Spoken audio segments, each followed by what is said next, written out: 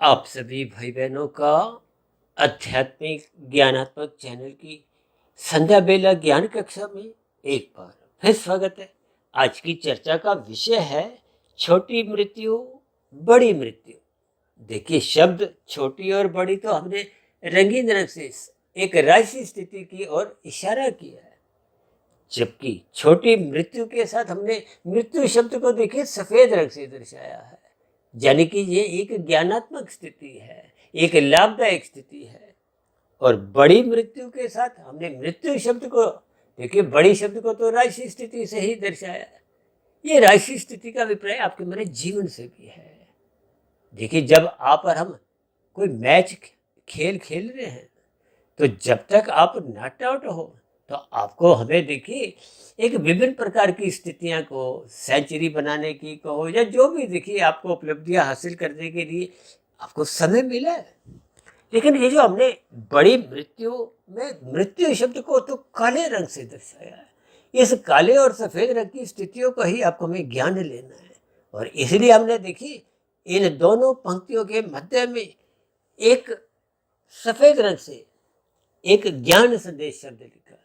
देखिए, ये शब्द ही आपको हमें कुछ प्रेरित करते हैं कि आप और हम अपने मिले हुए जीवन में जाग जाएं, अपने मिले हुए जीवन का सदुपयोग करें। क्योंकि प्रतिदिन जो आपके हमारी जो मृत्यु होती है उसका प्राय नींद से है। आप और हम देखिए दिन भर राशि स्थितियों में भाग दौड़ करते हैं। देखिए, 3 स्थितियां हैं। जब आप और हम देखिए नींद में जाते हैं, वो एक तामसिक स्थिति है। और नींद लेने से पहले की चाहे 2 घंटे, 4 घंटे, 6 घंटे, चाहे 10 घंटे की, 15 घंटे की, 18 घंटे, 20 घंटे, जितने भी घंटे हैं वो आपके हमारी एक राशि स्थिति है। क्योंकि आप और हम भाग दौड़ करते हैं, चाहे आप शरीर के स्तर पर करते हो चाहे मन के स्तर पर करते हो। देखिए, एक साधारण सी बात है, जब आप और हम रात को 9 बजे 10 बजे जब भी देखिए एक सोने जाते हैं, आप पलंग पे लेट जाते हो, वो स्थूल शरीर की एक अवस्था है, आरामदायक स्थिति है। यानी कि आप नींद की स्थिति में जाने का एक प्रयास करते हो। लेकिन मानसिक स्तर पर जब तक आपके कोई फुर्ते विचार वृत्तियां इधर उधर सोच कुछ चल रही है, तो वो एक चिंतन की स्थितियां हैं। यानी कि आपका बड़ा स्थूल शरीर तो आरामदायक स्थितियों में है, लेकिन मन इधर उधर विचारों में खोया हुआ है। किसी भी प्रकार के देखिए विचार हो, अच्छे हो बुरे हो, इसका अभिप्राय अभी आप मानसिक स्तर पर जगे हुए हो। यानी कि स्थूल शरीर पे जगना हो चाहे मानसिक स्तर पर जगना हो, वो रजोगुण की स्थिति है। रजोगुण का अभिप्राय देखिए कर्म से है, क्रिया से है, चिंतन से है, किसी भी स्थिति से देखिए आप समझ सकते हो। इन सभी स्थितियों का अभिप्राय क्या है कि आपका हमारे जो रजोगुण है वो आपके हमारे जीवन में अधिक समय का बना रहता है।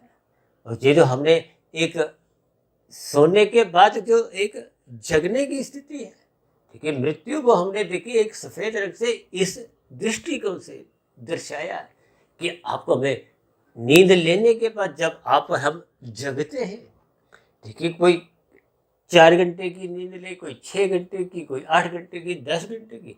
और आप और हम भली भांति जानते हैं, देखिए कुंभकर्ण तो 6 महीने की नींद पे एक लंबी नींद लेते थे। इन सभी स्थितियों का अभिप्राय क्या है? यानी कि आप और हम देखिए जब नींद से जाग जाते हैं तो फिर आप पुनः एक राशि स्थिति में कहो या तामसिक स्थिति में या सात्विक स्थिति में, यानी कि आपको में जब एक पुनः एक स्थितियां मिलती हैं जीवन जीने की कहो, नए पुरुषार्थ करने की कहो, यानी कि कर्म करने की कहो चाहे साधना करने की एक स्थितियां। देखिए, जो मनुष्य भाग दौड़ करते हैं वो तो कर्म करते हैं, जो धर्मानुसार कर्म करते हैं। धर्मानुसार कर्म का अभिप्राय जो कानून के अंतर्गत रहते हुए कार्य करते हैं, कर्म करते हैं। जैसे आप हरी बत्ती पे चलते हो, आप हमारा कोई चालान नहीं कटता। जब आप लाल बत्ती पे भागते हो तो आप हमारा चालान कटता है। यानी कि कानून के अंतर्गत आपकी हमारी क्रियाएं होती हैं, कर्म होते हैं। और ऐसे कितने मनुष्य जो देखिए एक कानून का उल्लंघन करते हैं। अब जो लाल बत्ती पे भागते हैं उनका चालान कटता है। ये एक तामसिक स्थिति है। यानी कि दिन भर जो आपकी बड़ी तामसी राष्ट्रीय स्थितियां होती हैं उन्हीं का तो क्रमशः बनता है। देखिए स्थूल शरीर के स्तर पर जब आप कानून का उल्लंघन करते हो तभी आपका हमारा चलान कटता है, तभी वो अपराध माना जाता है। और इसी तरह स्थूल शरीर के स्तर पर आप जितना भी शास्त्र के अनुसार कर्म अच्छे बुरे करते हो उनका ही देखिए पाप पुण्य कर्मों का कर्मशः बनता है। इसका अभिप्राय क्या है कि इन सभी स्थितियों का संबंध स्थूल शरीर से है, यानी कि कर्माशय का संबंध स्थूल शरीर से है। जबकि स्थूल शरीर के स्तर पर जितनी भी क्रियाएं होती हैं उनका कर्माशय के साथ साथ संस्कार भी बनते हैं। और मानसिक स्तर पर आप जैसा चिंतन करते हो, सत्संग हो कुसंग हो, जैसा भी उसका देखिए कर्माशय नहीं बनता लेकिन संस्कार बनते हैं। अक्सर मैं एक उदाहरण देता हूँ कि आप माल में जब घूमने जाते हो, आपको कोई शर्ट खरीदनी है, कोई सूट खरीदना है, आपको जूस पीना है, कोई आपने काजू बादाम खरीदने हैं। खरीदने के लिए स्थूल शरीर के स्तर पर आपको भोग करने के लिए पहले धन देना होता है। धन को हो, कर्म को, जो भी देखिए स्थितियाँ। यदि मानसिक स्तर पर आप जितना मर्जी आप काजू बादाम का स्वाद लो, आप शर्ट खरीदने का अपना लुफ्त लो, मजा लो, टहल भी लो, जैसे मर्जी देखी स्थितियाँ, ये एक मानसिक स्थिति है। इसके लिए आप हमें कोई कर्म नहीं करना, कोई धन नहीं देना। ठीक इसी तरह ये मानसिक स्तर पर जैसे जैसा आपको मेरा चिंतन होता है। अक्सर मैं एक उदाहरण और ऐसा देता हूँ कि आप लाल बत्ती पे तो रुके हो लेकिन मन के स्तर पर आपका रुकने का कोई विचार नहीं है। मन में एक विशेष स्थितियाँ आपको भगा रही हैं, भागो भागो, जल्दी से हरी बत्ती हो। तो फिर ऐसी स्थितियों में आपका वो बुरा संस्कार बंधता जा रहा है कारण शरीर में, लेकिन स्थूल शरीर पे आपका कोई चलान नहीं कटेगा। ये सभी स्थितियां देखिए स्थूल शरीर और सूक्ष्म शरीर के स्तर पर आपको भी समझनी होती है। ठीक इसी तरह ये जो हमने छोटी मृत्यु और बड़ी मृत्यु का जो भेद डाला है, इसका अभिप्राय आपको भी समझना चाहिए। इसलिए तो हमने एक ज्ञान संदेश लिखा है। यानी कि ये ज्ञान संदेश का मतलब क्या है? ये ज्ञान में स्थिति है, यानी कि मनुष्य जीवन पाकर आपको में ज्ञान लेना है, आपको में सत्संग करना है, आपको में गुरु के प्रवचनों को सुनना है, आपको में शास्त्रों का स्वाध्याय करना है, आपको में ब्रह्म मुहूर्त में उठना है। देखिए जिस गुण विशेष का आप संग करते हो उसका रंग आपकी आदतों के रूप में, आपके स्वभाव के रूप में, आपके संस्कारों के रूप में सहज ही बनने लगता है। देखिए स्थूल शरीर के स्तर पर आदतें बनती हैं, सूक्ष्म शरीर के स्तर पर, मन बुद्धि के स्तर पर कुछ आंशिक स्वभाव बनने लगता है, और कारण शरीर के स्तर पर जब ये स्थितियां पहुंच जाती हैं, देखिए जब आप निरंतर अच्छे बुरे कोई भी कर्म करते हो, जैसी सोच रखते हो, तो उनका वैसा वैसा संस्कार बनता जाता है। ये संस्कार बहुत ही गहरी स्थितियां होती हैं। अच्छे बुरे वो तो एक अलग स्थिति है। यूँ तो देखिए सामान्य शब्दों में संस्कार को एक अच्छी स्थिति से ही लिया जाता है, क्योंकि दिन का अभिप्राय जैसे एक प्रकाश से लिया जाता है। जैसे हम कहते हैं ना जन्मदिन, अब किसी का जन्मदिन में हो, शाम को हो, रात को हो, कभी भी हो, तो हम रात को जन्म लेने वाले के साथ जन्म रात नहीं जोड़ते। ठीक इसी तरह जब आप और हम संस्कारों की बात करते हैं तो उसका अभिप्राय अच्छे संस्कारों से है। जब बुरी स्थिति से आप और हम जोड़ते हैं तो फिर हम साथ में बुरा शब्द जोड़ देते हैं। देखिए स्थितियों के सूक्ष्म अर्थ आपको में विशेष स्तर पर समझने चाहिए। हम तो बार बार कहते हैं शब्दों से अधिक महत्व अर्थों को दो, अर्थों से अधिक महत्व भावार्थों को दो। हम तो यहाँ तक कहते हैं श्रद्धापूर्वक सत्संग मात्र 1% की सफलता है। जब शब्दों के अर्थ मन बुद्धि के स्तर पर समझ में आ जाते हैं तो वो एक 10% की सफलता है, यानी कि उससे 10 गुनी अधिक सफलता आपने प्राप्त की है। और अब ये सफलता को आपने 100% पे पहुंचाना है। इसका अभिप्राय क्या है? वो जो मन बुद्धि के स्तर पर अर्थ समझ में आए हैं, जब वो भावार्थ रूप में आपके कार्य शरीर में एक सकारात्मक परिवर्तन लाते हैं।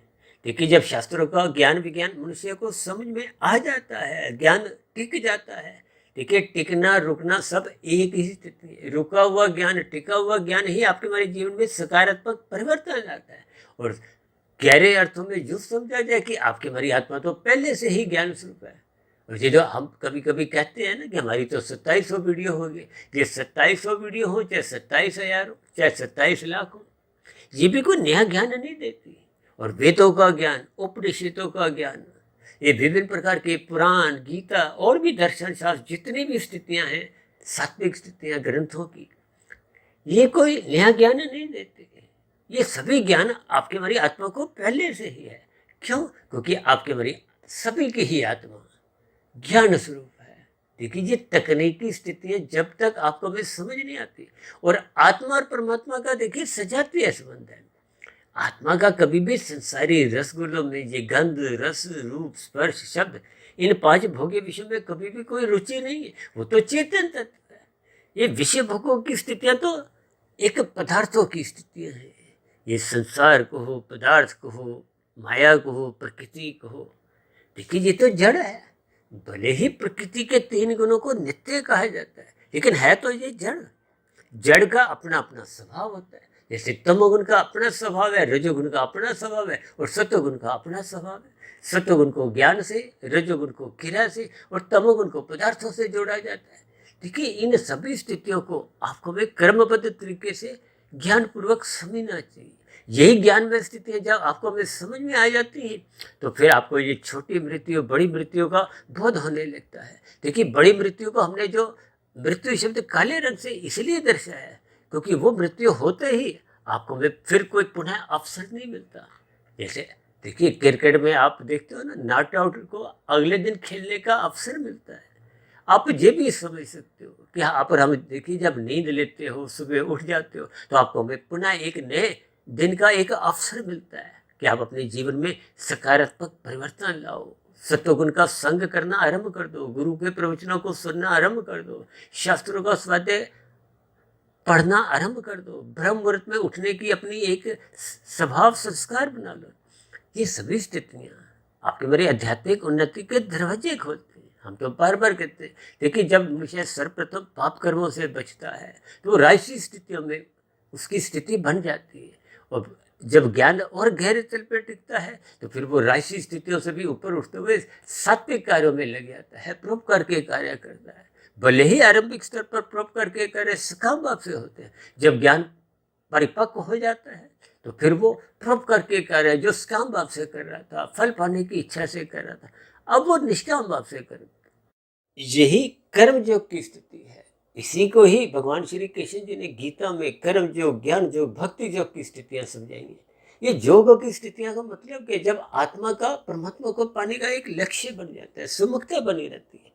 ये सुमुखता ही फिर आपके हमारे कारण शरीर को शुद्ध करती है। जब कारण शरीर 100% शुद्ध हो जाता है, यानी कि स्थूल शरीर के रहते रहते जब ये कारण शरीर शुद्ध हो जाता है, तो स्थूल शरीर की मृत्यु के आते ही फिर ये 84 लाख प्रकार की योनियों का कर्मफल सिद्धांत के अंतर्गत कोई पुनः एक जन्म भौतिक जगत में नहीं होता। फिर आध्यात्मिक शरीर की प्राप्ति हो, एक जीवात्मा, आत्मा, ये एक माया की स्थिति को प्राप्त कर आनंद में जीवन बिताती है। देखिए, ये मोक्ष की स्थितियां, मायातीत की स्थितियां, इन सभी स्थितियों को आपको में समझना है।